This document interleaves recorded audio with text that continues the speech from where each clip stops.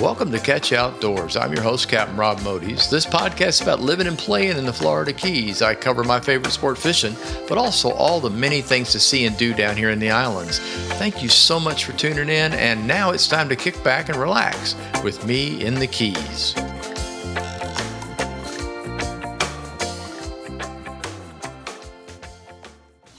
This week's episode of Catch Outdoors is number 195. I remember when it was 50 and I thought that was a lot. Catch Outdoors brought to you by Spotify and lots of other streaming podcast sites. This week's title, It's Officially Summer in the Keys. Howdy, I'm recording this on Tuesday evening. And welcome to summertime as of the 20th/21st of June. I think technically they said it started on 20, but the first full day was the 21st. Of course, it's always summer here in the Florida Keys, right? Right. Even in the winter, we got summer. We very rarely have anything cold. I remember last year I looked up the low temperature for Alamorada, and now I can't remember it. I think the record low was 46 or 47, something like that. But I'll go back and check that. Don't worry. This winter. Before I go into this week, I want to let listeners know that I'm going to start polling them a bit about your thoughts and ideas for the podcast. This is season 4 right now, and season 5 is coming soon. And your all's input is quite valuable, so I'll thank you in advance for this. The polling should begin soon. I might get it on this episode. I'm going to experiment. If it doesn't work out right, it'll be on the next one. I haven't played with it much, and I really should.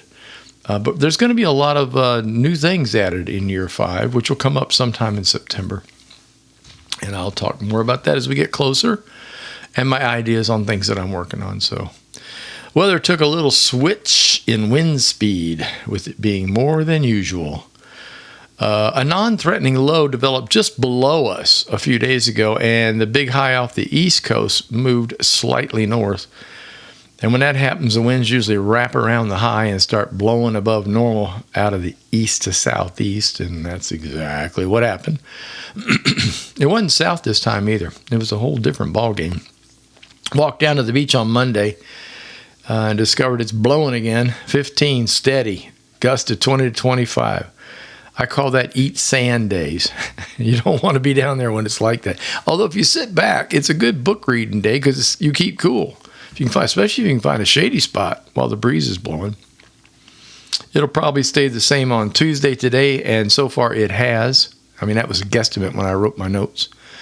With a drop on Wednesday, that's tomorrow, podcast recording day normally, but I did it a little early this time because I got all kinds of stuff happening. I just, I'm going to do it now. I know I'm not fishing on Wednesday because of the wind. I might fish with a friend on Thursday, so we're at that point now, and that's the best look right now, but they have increased the rain chances, but they've lowered the wind down to like 5 miles an hour, so I can't hardly resist that. We'll just have to see what happens. I'm allergic to lightning, as I've said in the past, but we'll see what we can get away with. We've been getting a little rain in the morning, still not enough so that I don't have to do the watering thing. I'm trying to keep all the plants happy. Orchids need pretty much if you get a good rain shower for a day and a half, just showers. The orchids are fine. They don't like too much water, so then I have to start protecting them if that crazy monsoon stuff comes. But for all intents and purposes, they're real happy, and they're blooming like crazy right now. But I do have to fiddle with the other plants. They dry out pretty quick. A combination of this wind and lack of rain, solid rain. New moon's happening on the 25th, so that's tomorrow. Good thing. That'll hopefully push the water around on my fishing day on Thursday. We'll see what happens. Sargassum seaweed is still around, although it doesn't seem to be as prevalent as last week, and it's certainly not as bad as last year or the year before. I think the tides have been carrying it in a different direction, to be honest. I mean, I know that sounds weird, but in combination with an east to southeast wind, it's pushing it further south. So there is sargassum, don't get me wrong. We're getting it up on the beaches, but it just doesn't seem to be as bad as it was before. Tides this coming week along Alamorada are highs in the mid to late morning and lows in the late afternoon. That means there will also be a high near sunset. So pretty simple stuff. Again, that's near the island. As you move away, not necessarily oceanside, but as you move away into the backcountry, that changes pretty radically, so you need a tide chart. There's lots and lots of apps. Really easy to find. Ocean water temperature is 83 to 86 degrees. That's near Islamorada now. I've seen a little higher down south, actually. So down by Key West.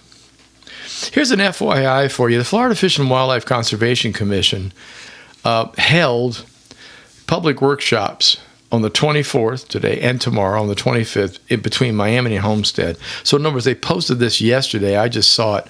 And as usual, they pop it out a day or two ahead. And you're like, come on, man. A little more upfront dates would be great.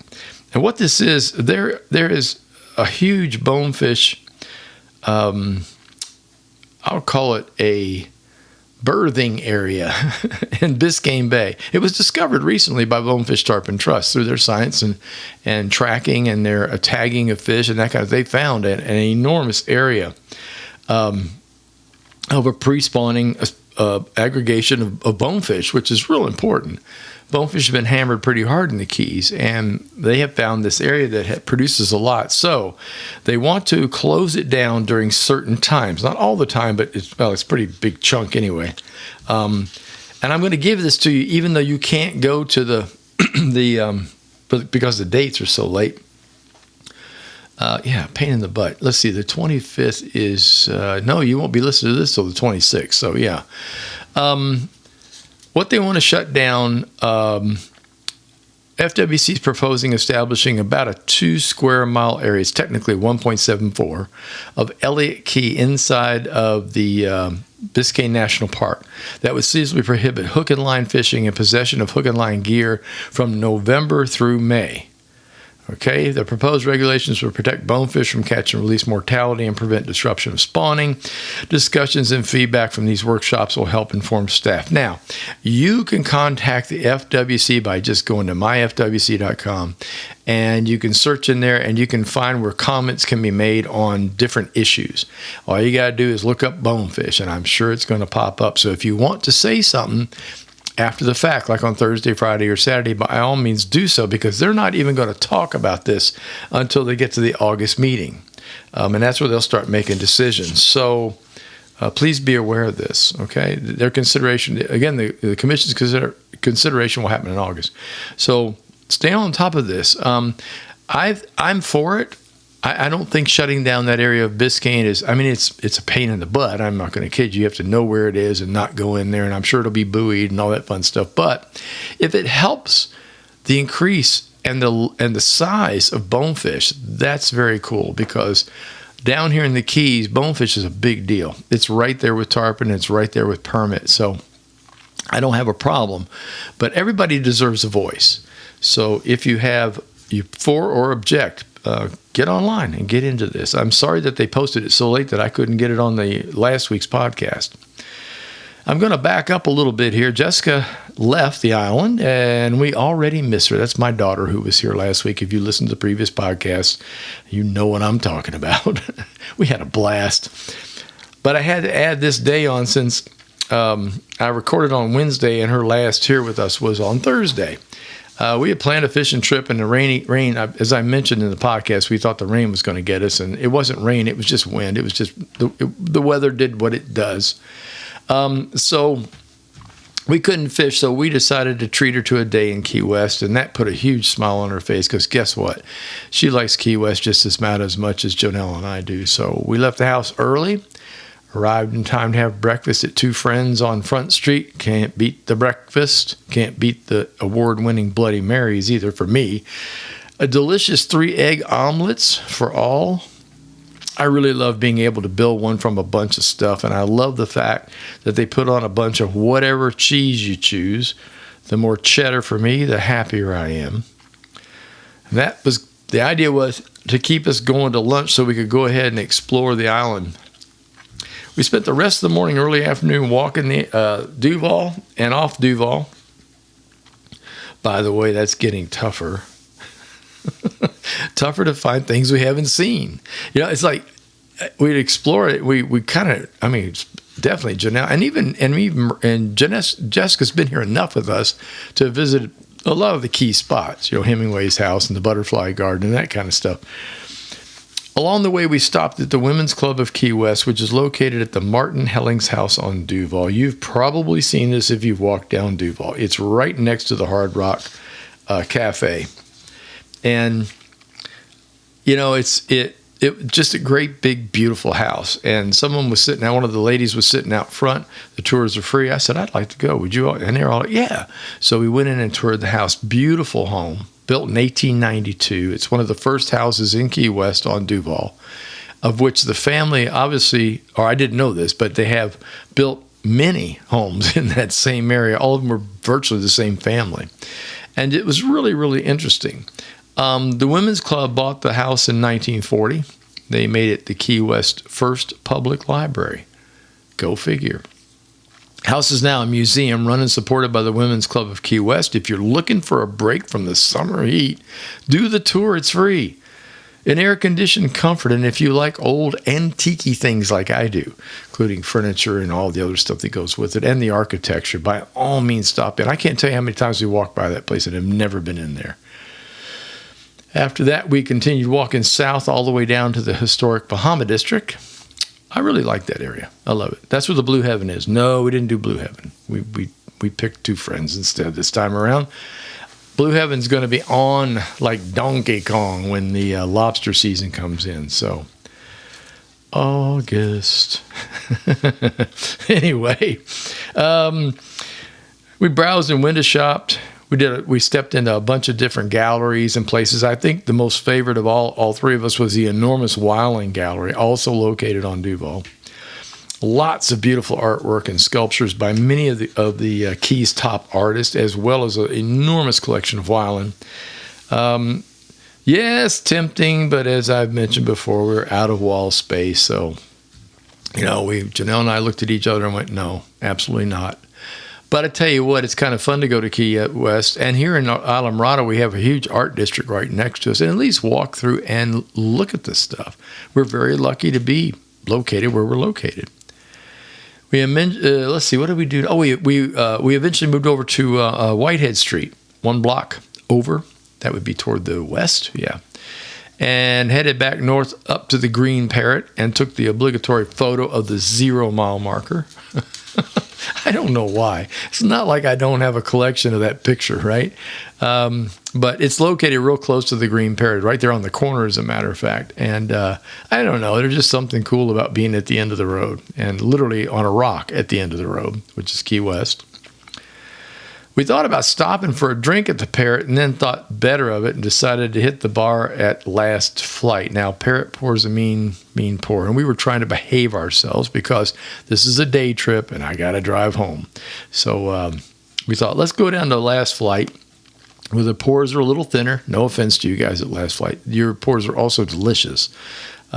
Air conditioning also played a part in this decision, which you don't have at the Green. So it was kind of nice to sit inside and again, get a little air conditioning. It was hot, by the way. I mean, we had I really don't know what the heat index was, but I'm going to say it was easily close to 100, probably up in the high 90s, while the mean temperature was only like 88 degrees. It was unbelievably sweaty outside. It was crazy. No snacks there, just hanging a bit, conversation. This is another site we're seeing, by the way. I know I've mentioned this before in podcasts. It's the old Pan Am office used back when Pan Am was the only official airline flying in and out of Key West. Last Flight name comes from the knowledge that if you miss the last flight, you could wind up staying for as many as 3 more days in Key West. Oh, that's too bad. Air travel was less reliable back then. We've had some problems nowadays too, but anyway, not as bad. Better. I wrote in my notes, prepare for the 4th of July. If y'all are traveling, good Lord, down here in the Keys, it's a real pain in the butt because we just have one road. And of course, flying in and out of anywhere is going to be nuts. And people are traveling now. That became evident back on Memorial Day. It was amazing the numbers of people that got out. While we were there, Janelle mentioned that she'd like to return to the women's club with a few questions and get some photos for work. She missed out on some opportunities, let's put it that way, and that's what she does for a living. So we went back. And after her few photos and meeting a couple more people, she met the president and a couple other people that were there, we decided to go over to the Hard Rock Cafe right next door. And that just happens to be another house that was in that same family. I have never been in there. 1996 is when it opened, and I have never been in there. Almost 30. I can't believe it. I've walked by it. We have a watercolor painting of it that we love. I don't know. It's in our art collection. It's just the weirdest thing. And I thought, let's go in there and see what they got. Because, every Hard Rock, there's all kinds of cool things on display, whether it's clothing of a star artist or guitars, instruments, things like that. So we checked with the hostess, and she was really gracious. I liked her. I said, we're not eating. We just want to look at the displays. And she's like, no problem. Go on in. So, and take your time. So we did each floor, try not to disturb late lunch people, or I guess that would have been early lunch, really. All the way up to the top floor, which is 3 stories, basically. It was fantastic. There are all kinds of memorabilia in there, stuff that you would expect to see in the Keys, Jimmy Buffett and the like, but also some other really unique stuff in Elvis area, lots and lots of instruments, lots of guitars, bass, and stuff like that. So if you're in Key West and you've just moseyed on past Hard Rock without thinking about it much, go in there, check it out. It's really cool. They got great big open areas. Surprisingly, it doesn't look like that from the outside. So I will recommend it. Have not eaten there. Haven't even had a drink there, but I still recommend going. Then it was time to head for our late lunch. So what we'd done is we had a very early breakfast when we arrived, and we were working it all off by traveling around. And we had made a decision that we wanted to try the new Square Grouper location in Key West. Yeah, we've been getting locked into our old ways when we were down there. We would just keep going to the same place over and over again. And our new goal now is to try new things, even up here in Islamorada. So now was the time for that one. Let's see. The restaurant's located on Caroline Street, way down at what I call the East End, where PT's Late Night Bar and Grill used to be years ago. Excuse me. I have to tell you, we really miss PT's. After it closed. Now, we were a lot younger then. You could go in there after midnight and get a very reasonably priced dinner after partying way too much. I love their meatloaf and mashed potatoes. It just could not be beat. And the price was right, because this PT's was mainly for the locals. When they got finished wait staffing and bartending and all that kind of stuff, that's where everybody went late to have the dinner before going to bed. And in our case, and many other partiers in Key West, we found it to be also a great place to get a late night dinner. Just think White Castle, but way better. Okay? I mean, those of you that know what a White Castle is. Anyhow, it was good. The Square Grouper is there now, and as expected, the food was excellent. I got to warn you now, they got weird hours, so check before you go. They are currently closed on Tuesdays and Wednesdays. They are open Thursday through Monday from 11 a.m. to 2:30 for lunch, and then 5 to 10 p.m. for dinner. The lunch is the better deal, I'm not going to kid you, and better prices due to the specials that they offer. The specialties are also offered in half and full orders, so you don't have to get a plate full of food at lunch. Yet you get the same delicious dish. Oh, their fish is incredible. Whether it's tilefish, grouper, yellowtail, whatever it is they're doing, it's great. You cannot go wrong with the fish. But the specialties deal is lunch is great. And the lunch going that late to 2:30, you can go in there at 1 or 2 and and get yourself a late lunch, and then basically just snack your way through dinner. So, and we've done that. After that, we headed back to Islamorada with a stop in Cudjoe Key, which is down the road at mile marker. I'm going to make hazard a guess here of about mile marker 30. It could be, give or take. And yes, that just happens to be the location of the original Square Grouper, but they've added a couple of nearby shops that they also run. The one we wanted to visit was the Morning Joint. It's a coffee and libation shop. No libations on the road for us, but their iced coffee is delicious and a perfect pick-me-up for the drive back to home. And then located next door is Mary Jane's Closet, a gift shop run by Square Grouper. Lots of great gifts and books about the Keys. And guess what? They're going to carry copies of my fishing book, Fishing the Florida Keys. Yay! Got the deal. I'm going to go back tomorrow, Wednesday. That's one reason I wasn't going to do the podcast. I got to run all the way back down there, make a round trip, and deliver some books and paperwork to them. So I'm excited about that. Great gift shop. I love their gift shop, and I'm happy that my book is a part of that. Now, yes, both these shops use a play on words for marijuana, if you haven't figured that out already. Right? The Morning Joint and Mary Jane's Closet. The hours are also funny. They open at 7 in the morning and they close at 4:20 in the afternoon. And about the 4:20, if you know, you know. As a matter of fact, the Square Grouper near us opens at 4:20 during season. Right now they're open at 5, but during season they open at 4:20. Why? Okay, so I pulled this off the web. What is the 420 all about?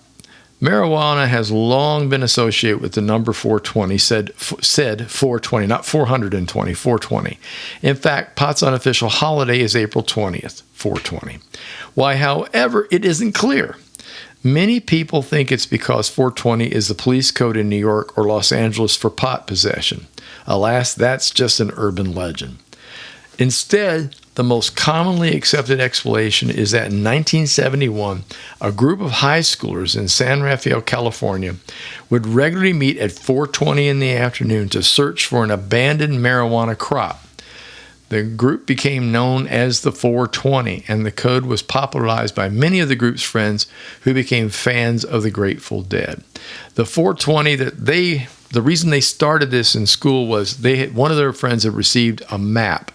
And guess what? Nope, they never found it. So that's the explanation for you. So now every time somebody says 420, you can grin along with the rest of us. Also, April 20th is now the official day of pot celebration in the U.S. by the partakers of the weed. That's all I got for you this week. Going out with a bang. Or, no, I won't go there. I'm working on some new ideas and changes for Season 5, as I've said, which is going to come about in September. More about that later. And again, I'm going to work on trying to get a poll out there to poll you listeners and see if I can get some feedback from you on what you would like to and what you don't want to hear. So kind of both. Now it's time once again for useless information. And now, from the original book of useless information. You are a reject! You are useless! You can get a job down here cleaning toilets! Here's your host, Captain Rob Modies. Well, he swears up and down he's useless, but he might be all right eventually, but completely useless. With useless information. The title in the book is No Wonder We're All Overweight. Well, yeah, I try. During your lifetime, you will eat 60,000 pounds of food, the weight of 6 elephants. The average American chews 190 sticks of gum, drinks 600 sodas, 800 gallons of water, and eats 135 pounds of sugar and 19 pounds of cereal per year. The biggest selling restaurant food is French fries. If you said that out loud, you got it. The estimated number of M&Ms sold each day in the United States is 200 million. That's each day. The amount of potato chips Americans eat each year weighs 6 times more than the Titanic. So chew on that for a little while. That's all I got till next week on that one. And before I go, here are some final words. Summer's a time to kick back and enjoy life just a bit more than normal. Some will hit the parks, some will hit the beach, some will visit a lake, a bay, or even an ocean. More golf will be played and more fishing will be done. Hiking in the lowlands and mountains will be happening, as well as camping under the stars.